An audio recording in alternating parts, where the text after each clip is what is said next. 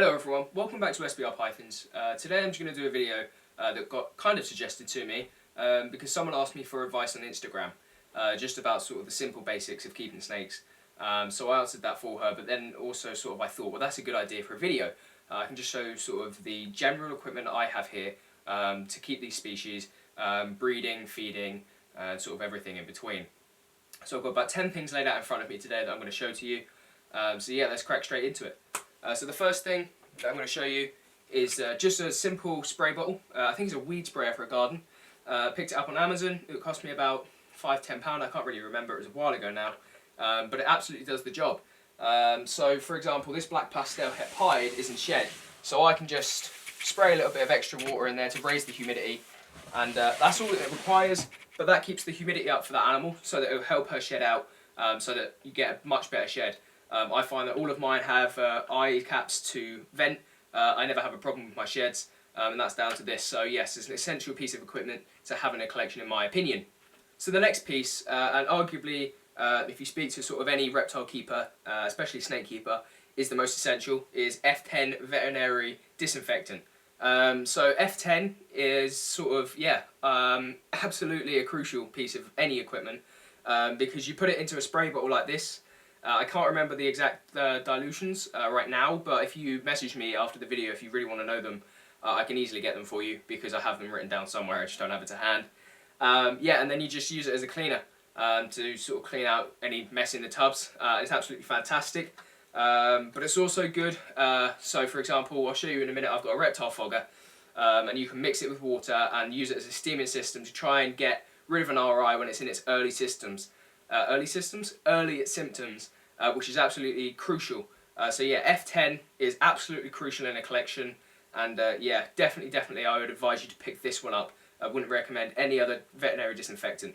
So this is the reptile fogger that I was on about. It's absolutely, again, I would say it's a must-have in a collection. Hopefully you'll never have to use it, because hopefully you'll never come across an RI. I've only used it once, and I didn't have an RI. I've never had an RI, but this is the reason that I have it, and I advise people to get it, is because it's better to be safe than sorry. I heard one single off noise from one of my males, and he got put straight into this 3 times in a week. He never had the RI, you know, it would have come through by now. I want to stress that he never had it, but I definitely would advise that you get one, and always better to be safe than sorry than develop an RI that can spread through your collection. So again, you just put an F10 and water solution in the bottle there. I can't really pick it up, my hands are full, but you put it into that bottle there, and then it goes through into the tube, and it will come out into your box. I just drilled a hole in the side of this box and put the tube through, and then this box will fill up with a steam, which is mixed with F10 solution, and the snake has to breathe it in. It's forced to breathe it in because it hasn't got any other air holes, which then puts the F10 through the snake's system and flushes out that RI before it fully develops. Now, I must stress this is not a complete cure for RI. If your snake, if you didn't catch it early enough, if you was away on holiday, you know, something simple like that, and you haven't caught it early enough, get the snake to a vet still and treat it properly. This is only sort of, again, it is just, for me, it's a best to be safe than sorry situation. If I can try and stop an RI from developing fully with it, fantastic, but I would still always go to a vet if I think I've got an RI. So the next piece of equipment that I use in my collection is a kettle. Don't use a kettle that your family use. I specifically bought this kettle for snake feeding, and it's absolutely crucial for me because what I'll do at night to stimulate sort of a better reaction is, I'm sure you've heard of it, is the steaming method. So you pop the head of the rat over the tip of the kettle, bring it to a boil, just literally bring it to a boil. Don't hold the button down or anything like that because it sounds silly, but you can burn the rat, which isn't good for the snake. If it does take it, just make sure, just put it over the top, warm that head up to a sort of a good temperature, just to get those heat pits on the front of the snake sort of active, and you'll get a better feeding response, at least I find I do. Using the kettle has really helped me. There are other methods out there I know, I've tried some of them like the hairdryer trick, but for me, kettle has been the trusty. It really has, and sort of it's got females that are on strikes back on food, and yeah, I can't speak highly enough of the kettle, so definitely get a special kettle, don't use your family kettle, and yeah, sort of just get a kettle. So the next piece of essential equipment for me is a heat gun. I, like many others, can't speak highly enough of a heat gun because it allows you to keep an eye on the control. So I can see that the ambient temperature in this room is 26.5, which is a little bit low, but that was because I was airing out the room, had my window open because one of my big girls had a defecation this morning that I needed the window open, quite frankly, because I've got to sleep and work in this room with the animals, don't forget. But yeah, so I can do the ambient temperatures. So yeah, in the tub, as I say, it's 26.5. It's not going to be any different. I don't know why I checked that. But more importantly, what you can do is go to the back of the tub and check your hotspot. So mine is 31.7, which is perfect. 32 degrees Celsius is where I want it. I don't know what that is in Fahrenheit. You'd have to go and check it online because I've always worked in Celsius. But yeah, can't speak highly enough of a heat gun. Definitely pick one up because you've got digital thermometers. However, they can go wrong and that can cause stress. So at least if you've got one of these, you know that the temperature this is reading is accurate, and that can put your mind at ease sort of whenever you need it at ease. So the next thing on the table that I want to show you is my label printer. So I picked this up on Amazon. It's the, I don't actually know what model it is, to be honest. I think Natasha at DNA Royals sent me the link to this one, and to be honest, fair credit to you, it was perfect for what I needed it. So I'll just type in whatever I need, and it will print out. So you can see like these labels here, which are what I've got on my tubs here. So it has what the genetics are in the animal, what they're het for, either 100% or possible, the year they were born, and M or F for female or male. I find they're incredibly useful, so that I can just pick out a snake for a video, or if someone comes to visit, I can pick out a snake. I just find them, yeah, really useful, and yeah, they make it look fancy, but I'm not really that fussed, to be honest. They do the trick, and that's what, you know, all this equipment is really there for. So the next couple of pieces of equipment that I want to highlight are hand sanitizing gel and gloves. So hand sanitizing gel is always good to get people to put on if they visit your collection. Not being offensive to anyone, but sort of other keepers, if they're, you know, they'll understand, and I would expect to put it on if I go and visit someone else's collection, just to be safe. I also use it myself after cleaning one out, cleaning a snake out before I move on to the next one, simple things like that. And the gloves, as you saw the other day, are good for when you're handling quarantining animals. I mean, if you really want to use them when you're cleaning, you can, but to be honest, I just use them for quarantining animals, and I take them to shows and things like that, just because they're handy to have, really. But yeah, so I'll move on to the next item, which I'm looking at now. I'll just move swiftly into it because it links into having some not so essential equipment, but some nice equipment to have that just makes life easier, really. And that would be this. So it's just a standard A5 book. You can see on the left hand side I write all my females and then all my males, and I give them a number, and then what I'll do is I'll have up the top F12, so that's the normal het pied, and every month, at the end of the month, I'll talk about what animals they've been paired to. So for example, last month F12 was paired with FM1, one time, but they didn't lock. But I've got other times like when they've locked on there, and then I'll write prelay sheds, ovulations, and things like that. Just keep it all in a record book, simple things like that. And then when I go to a show, I've got this, and I can go up to the show, and I can tell you exactly what the pairing was, when they were paired, and simple things like that. So a couple of other things that I use when I'm feeding, so I'm feeding later on, are tongs and a pen, a whiteboard pen. So what I'll do is, obviously, the tongs, you know, everyone's seen tongs, they're not really that important, I just thought I'd highlight them. But a pen, I write on the tub, so for example, last time they fed was the 29th. So I'll write with a whiteboard pen so it doesn't stay permanent on the tub, the date that I fed them, and then I know, because as I've said before, 48 hours for complete digestion, so once I've wrote it on the tub, I know not to handle that snake for 48 hours after that date. I find that really crucial because I've got 20, and I know it's not a massive amount, but even at this sort of size, with everything else that's going on in my life, you know, work and all sorts that is going on, it can be easy to come into the snake room and do your cleaning and just pull out the cinnamon. Oh bugger, she actually fed yesterday. That is why I've wrote on the tub. It's just for my own sort of sense of security, so I like doing that. And then the final thing that I want to highlight in this video is scales. Everyone has scales. They're crucial to try and figure out what size the females are at, hatchlings, things like that. I've not got a snake in this video yet, so I think it's about time I get a snake into this video, and I'll just show you how the scales work. Which one should we pull out? I don't know. Let's pull out this Mystic het pied. I don't highlight her enough. And Mystic, to be honest, is, as I've said before, one of those ones which hasn't really, in my opinion, been highlighted enough.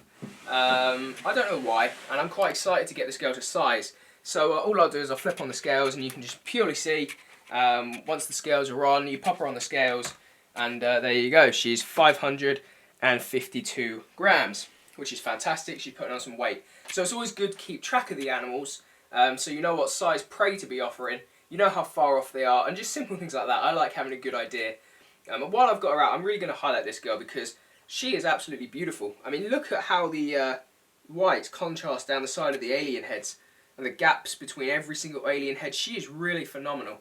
And as I say, there's not much being done, in my opinion, with the Mystic Pieds, and it really needs highlighting, so hopefully I can do that. So yeah, that's all the equipment that we have at SBR Pythons. The only other little thing that we do here is just the tags, as I've mentioned before. So I'll pop these back on because I just stole them for the video. So you've got females is a red tag, in shed is a blue tag, and then I use yellow tags for my males, which is why it's good also, because as you can see, like for example here, I've got 2 tags because I know that the male and the female are together. So yeah, I'll actually get my brother to bring the camera in close and we'll have a little sneak peek at this pairing. It's a normal het pied to black pewter pied. Now instantly I can see they're not actually locked because her tail is nowhere near him. These two did lock on a previous couple, sort of, in the last couple of months they have locked. However, they don't seem to have interest with each other at the minute, which is a shame. But while we're on the topic of just catching up, the video I did the other day did well, and I really, really appreciate everything that I got, sort of in terms of support on Instagram.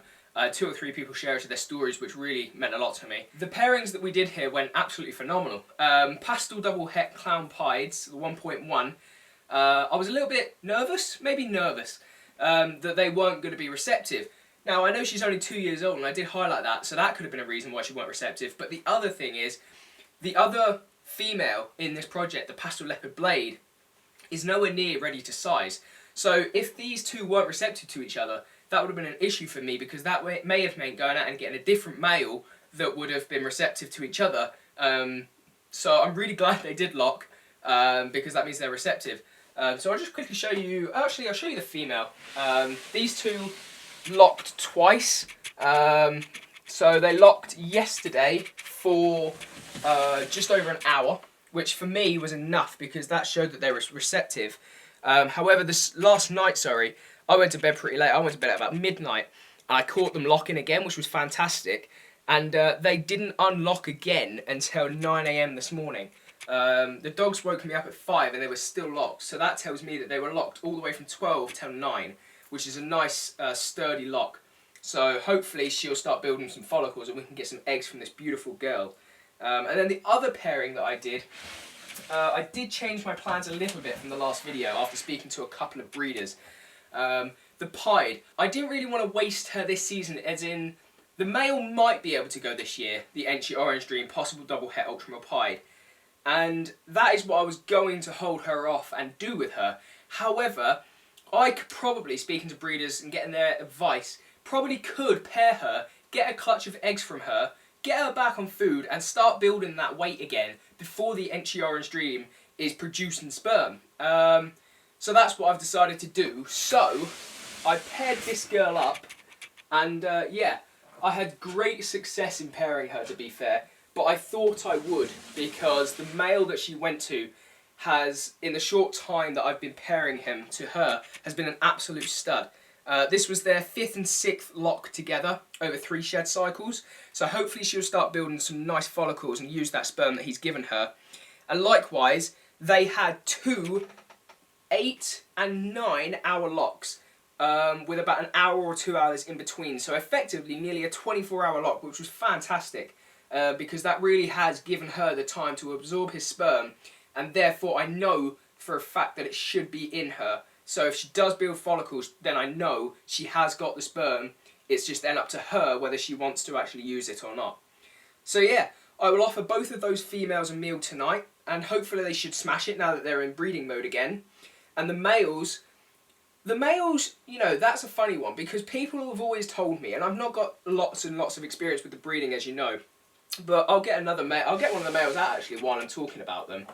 I've always been told that the males will go off of food during the breeding season. However, this is the male pastel double het for Clown Pied that I've been pairing to the other pastel double het Clown Pied.